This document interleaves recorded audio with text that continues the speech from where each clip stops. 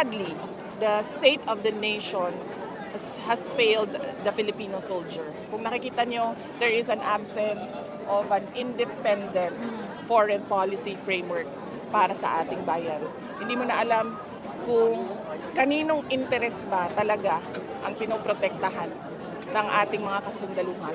Ma'am, with regards sa itong araw ng kagitingan, how crucial it is, ma'am, nga taliwala sa kadugay na sa panahon, ma'am, nung alay sakripisyo itong mga war veteran that we will continue to remember their sacrifice, especially, ma'am, kaning sa itong mga kabataan-unan po. Okay. Napakahalaga ng ating commemoration ng araw ng kagitingan ngayong araw na ito dahil kailangan natin maalala at kailangan malaman ng ating mga anak yung sakripisyo ng sundalo para tayo ay mamuhay ng mapayapa dito sa ating bansa. Pero sabi ko nga kanina doon sa aking speech, sadly, the state of the nation has failed the Filipino soldier. Kung nakikita nyo, there is an absence of an independent foreign policy framework para sa ating bayan. Hindi mo na alam kung kaninong interes ba talaga ang pinoprotektahan ng ating mga kasundaluhan. Pangalawa, yung dahan-dahan na pagbalik ng insurhensiya.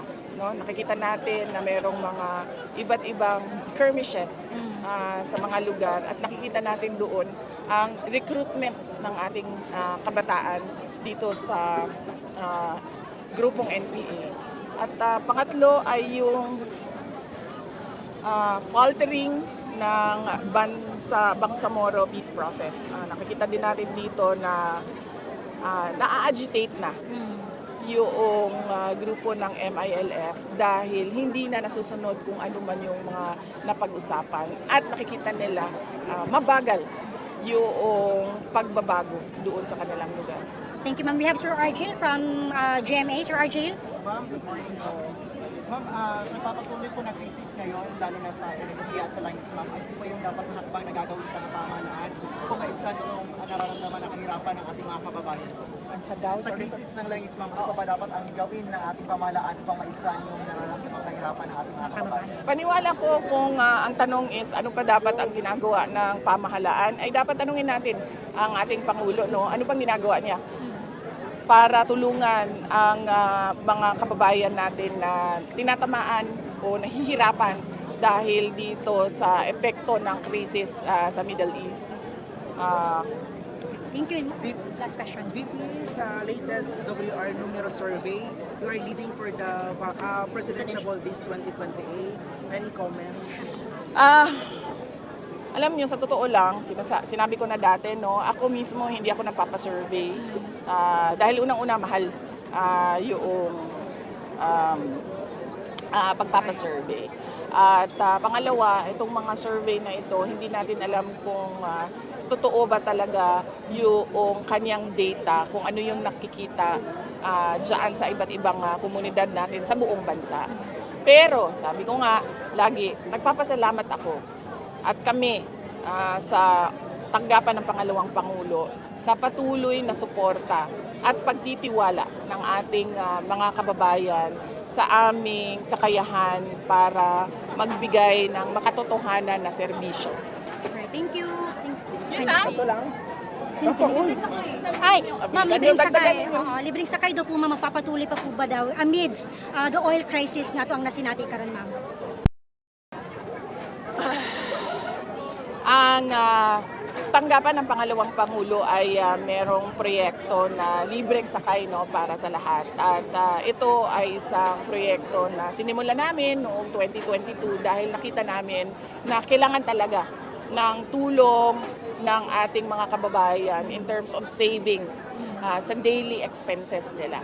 At ito ay tutuloy, lalo na ngayong merong krisis at merong sobra at bigla ang pagtaas ng presyo ng mga produkto.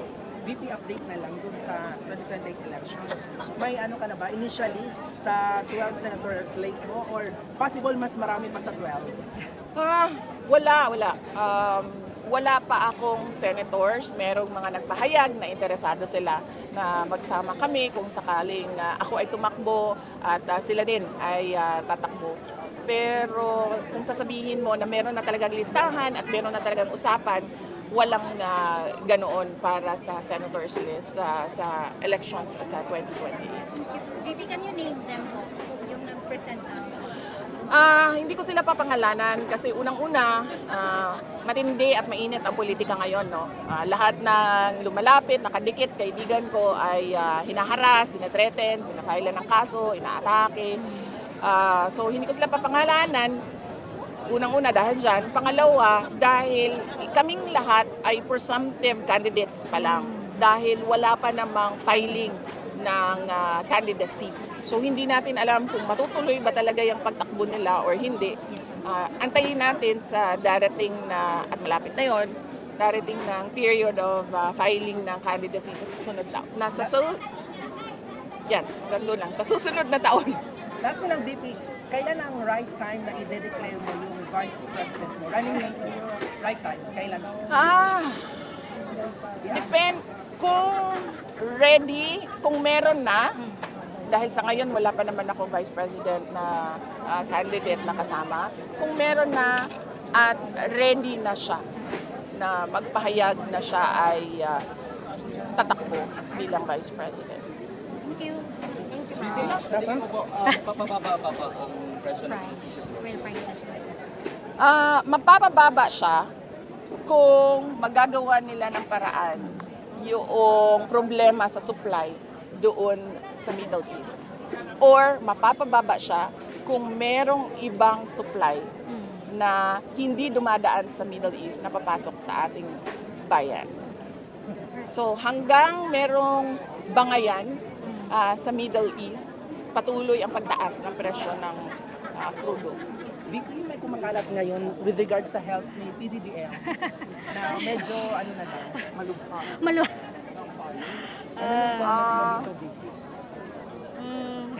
Good luck sa kanya. Thank you. Thank you.